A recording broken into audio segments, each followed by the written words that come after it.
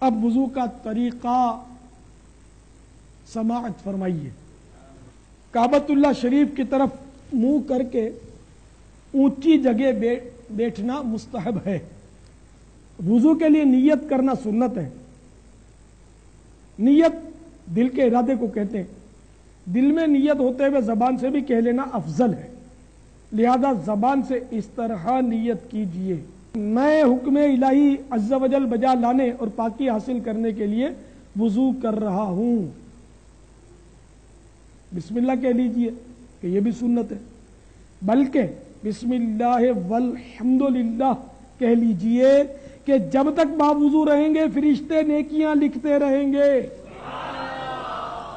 اب دونوں ہاتھ 3 بار پہنچوں تک دھوئیے، نل بند کر کے دونوں ہاتھوں کی انگلیوں کا خلال بھی کیجیے،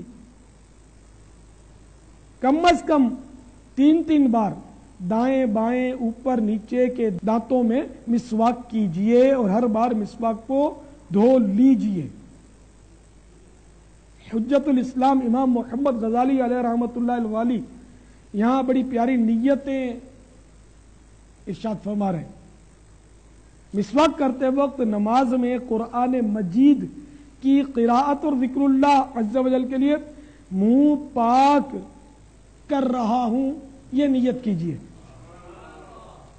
اب سیدھے ہاتھ کے 3 چلو پانی سے ہر بار نل بند کر کے اس طرح 3 کلیاں کیجیے کہ ہر بار منہ کے ہر پرزے پر پانی بہہ جائے۔ اگر روزہ نہ ہو تو غرغرہ بھی کیجیے، پھر سیدھے ہی ہاتھ کے 3 چلو، اور اب ہر بار آدھا چلو پانی کافی ہے، یہ ذہن میں رہے۔ تو پھر سیدھے ہی ہاتھ کے 3 آدھے چلو سے ہر بار نل بند کر کے 3 بار ناک میں نرم گوشت تک پانی چڑھائیے، اور اگر روزہ نہ ہو تو ناک کی جڑ تک پانی پہنچائیے۔ اب نل بند کر کے الٹے ہاتھ سے ناک صاف کر دیجیے اور چھوٹی انگلی ناک کے سوراخوں میں ڈالیے۔ 3 بار سارا چہرہ اس طرح دھوئیے کہ جہاں سے عادتاً بال اگنا شروع ہوتے ہیں وہاں سے لے کر تھوڑی کے نیچے تک، اور ایک کان کی لو سے دوسرے کان کی لو تک ہر جگہ پانی بہہ جائے۔ اگر داڑھی ہے اور احرام باندھے ہوئے نہیں ہیں تو نل بند کرنے کے بعد اس طرح خلال کیجئے کہ انگلیوں کو گلے کی طرف سے داخل کر کے سامنے کی طرف نکالیے۔ پھر پہلے سیدھا ہاتھ انگلیوں کے سرے سے، یہ انگلیوں کے سرے یہ کہلائیں گے، انگلیوں کے سرے سے دھونا شروع کر کے کوہنیوں سمیت 3 بار دھوئیے، اور آدھے بازو تک دھونا مستحب ہے۔ اکثر لوگ چلو میں پانی لے کر پہنچے سے 3 بار چھوڑ دیتے ہیں کہ کوہنی تک بہتا چلا جاتا ہے، اس طرح یہ پانی لیا اور یوں 3 بار کرتے ہیں، پھر الٹے ہاتھ کا بھی اسی طرح 3 بار کرتے ہیں۔ تو اس طرح کرنے سے کوہنی اور کلائی کی کروٹوں پر پانی نہ پہنچنے کا اندیشہ ہے، لہذا بیان کردہ طریقے پر ہاتھ دھوئیے۔ اب چلو بھر کر کوہنی تک پانی بہانے کی حاجت نہیں، بلکہ بغیر اجازت صحیحہ ایسا کرنا یہ پانی کا اسراف ہے۔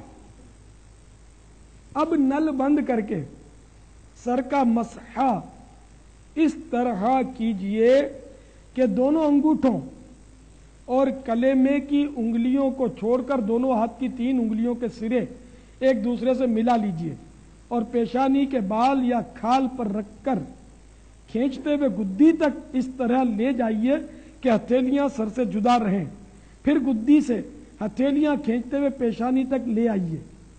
کلیمے کی انگلیاں اور انگوٹھے اس دوران سر پر بالکل مس نہیں ہونے چاہیے، پھر کلیمے کی انگلیوں سے کانوں کی اندرونی سطح کا اور انگوٹھوں سے کانوں کی باہری سطح کا مسح کیجئے، اور چنگلیاں یعنی چھوٹی انگلیاں کانوں کے سوراخوں میں داخل کیجئے، اور انگلیوں کی پشت سے گردن کے پچھلے حصے کا مسح کیجئے۔ بعض لوگ گلے کا اور دھلے ہوئے ہاتھوں کی کونی اور کلائیوں کا مسح کرتے ہیں، یہ سنت نہیں۔ سر کا مسح کرنے سے قبل ٹونٹی اچھی طرح بند کرنے کی عادت بنا لیجئے۔ بلا وجہ نل کھلا چھوڑ دینا یا ادھورا بند کرنا کہ پانی ٹپکتا رہے اسراف ہے۔ اب پہلے سیدھا پھر الٹا پاؤں، ہر بار انگلیوں سے شروع کر کے ٹخنوں کے اوپر تک، بلکہ مستحب ہے کہ آدھی پنڈلی تک 3 بار دھو لیجئے۔ دونوں پاؤں کی انگلیوں کا خلال کرنا سنت ہے۔ خلال کے دوران نل بند رکھیے۔ خلال کا مستحب طریقہ یہ ہے کہ الٹے ہاتھ کی چنگلیاں سے سیدھے پاؤں کی چنگلیاں پہلے سیدھا پھر الٹا پاؤں، ہر بار انگلیوں سے شروع کر کے ٹخنوں کے اوپر تک، ٹخنا اس کو بولتے ہیں، ٹخنوں کے اوپر تک، بلکہ مستحب ہے کہ آدھی پنڈلی تک 3 بار دھو لیجیے، آدھی پنڈلی، ٹھیک ہے۔ دونوں پاؤں کی انگلیوں کا خلال کرنا سنت ہے۔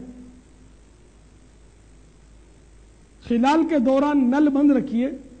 خلال کا مستحب طریقہ یہ ہے کہ الٹے ہاتھ کی چنگلیاں سے سیدھے پاؤں کی چنگلیاں کا خلال شروع کیجئے اور اس طرح انگوٹھا اس پر ختم کیجئے، اور الٹے ہی ہاتھ کی چھوٹی انگلی سے الٹے پاؤں کے انگوٹھے سے شروع کیجئے اور خلال کرتے ہوئے اس طرح